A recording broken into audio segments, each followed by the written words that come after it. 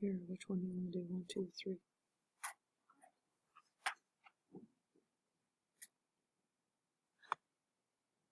And the symbol for congruent is an equal sign with a little, I don't know what curvature thing on that, squiggly on top. Okay, I have squigglies in Algebra 2 that means something completely different than this squiggly.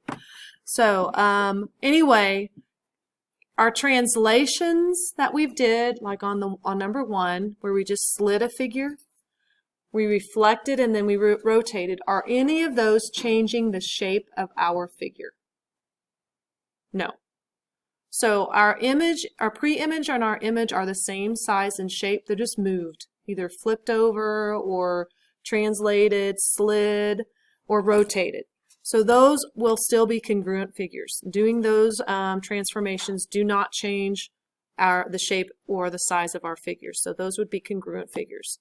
So you have in front of you 2 figures, correct? And I am telling you that triangle ABC is congruent to triangle FEG. Or you need to write this down. That triangle ABC, these 2 triangles are congruent. If you look at them, you can see they look about the same size and shape, given my sketching abilities.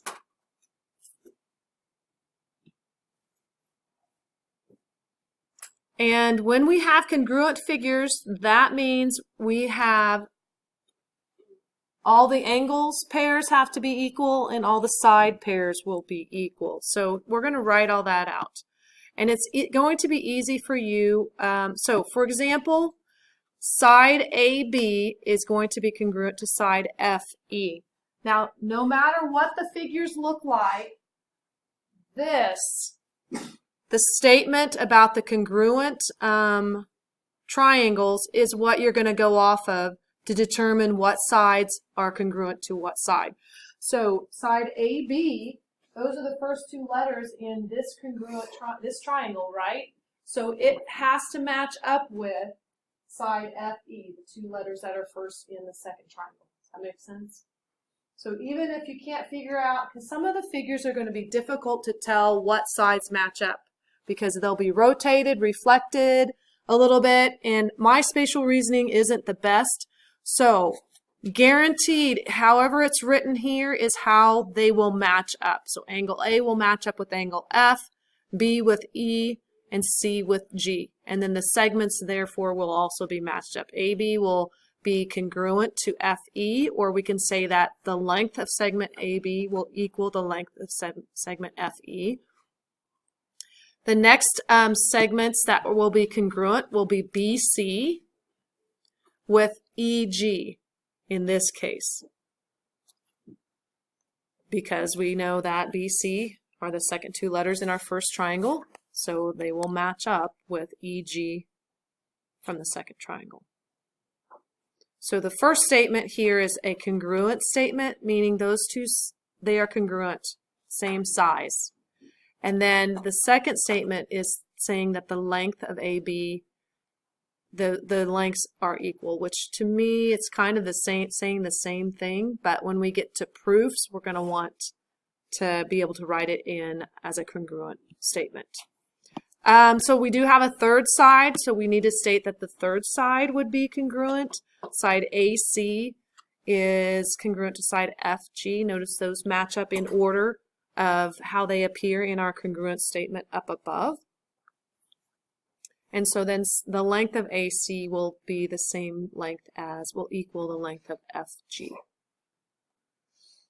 And I already kind of talked about it in terms of the angles. We'll have 3 pairs of congruent angles, or 3 pairs of angles that have equal measures. So the first pair that we will have would be angles A and F, because they appear first in your lettering, A and F. So B and E would then be congruent, and C and G.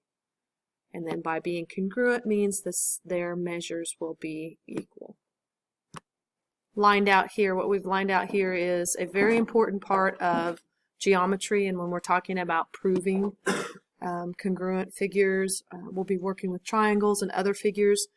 but this saying, corresponding parts of congruent triangles are congruent. We'll be using that a whole lot in our study from this part on in geometry.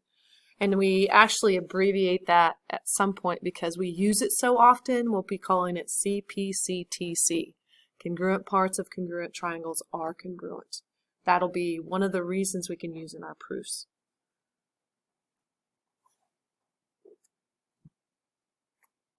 Okay, so we know that triangle STU is congruent to triangle VWX. So we've got 6 relationships. We've got 3 pairs of sides that we can say are congruent or equal in length. We've got 3 angles, 3 pairs of angles that we can say are congruent or equal in measure. So we're going to use that information in this and what we know about here to find a few values. So the first thing I want you to find, we're going to find the length of SU.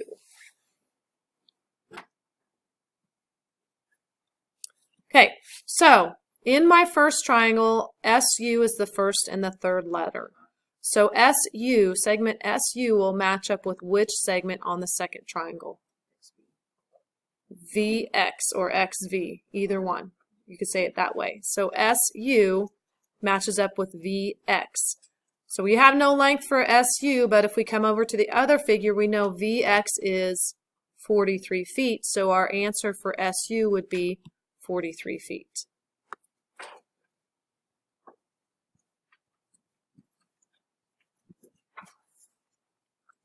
Now I want you to give me the measure of angle S.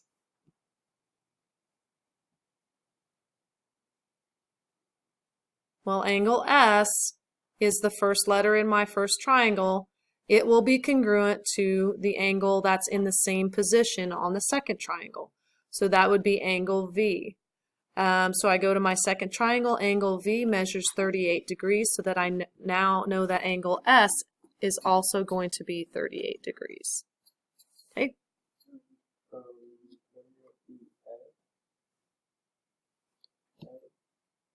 Angle S matches up with angle V.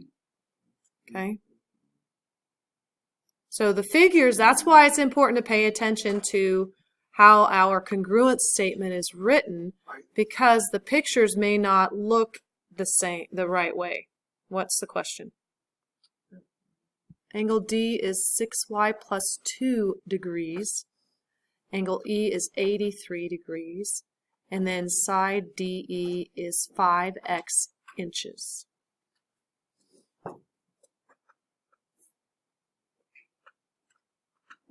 So we're paying attention to what our congruence statement up here to know what sides match up with what sides.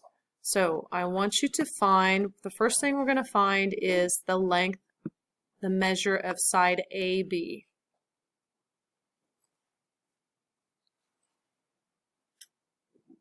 Okay, so AB is going to match up with what side on the other triangle, Tessa? DE. So we know AB equals DE. We can write that statement. And now we're going to fill in what we know. We don't know AB, but we know DE.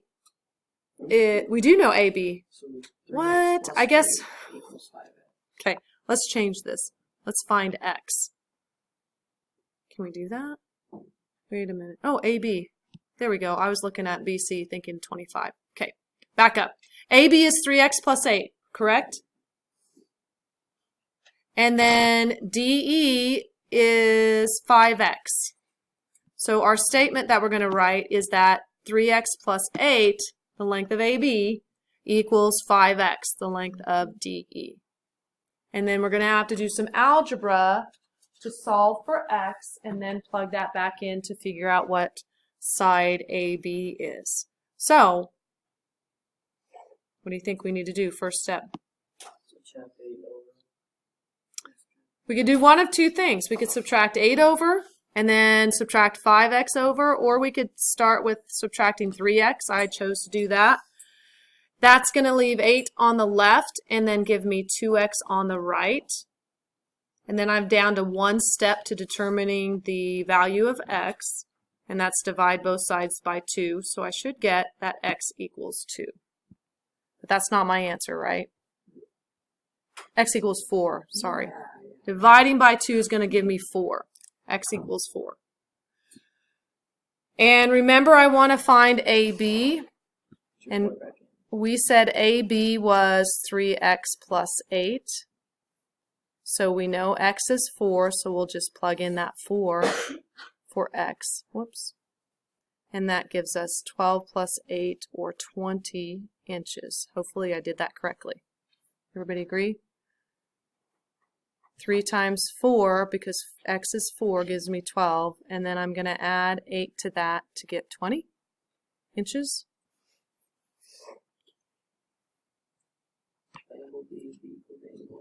So using our congruent statement up here, angle D does equal angle A. So we're going to want to put that here. That measure of angle D equals the measure of angle A, and then we're going to put what we know about each one of those.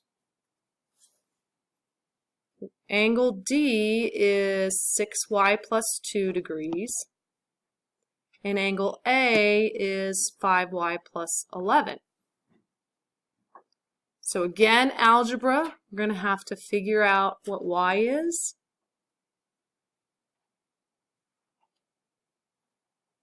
And then plug that back into angle D to figure its measure. So I subtracted 5y from both sides. Hold on, you can finish this. And then subtracted 2.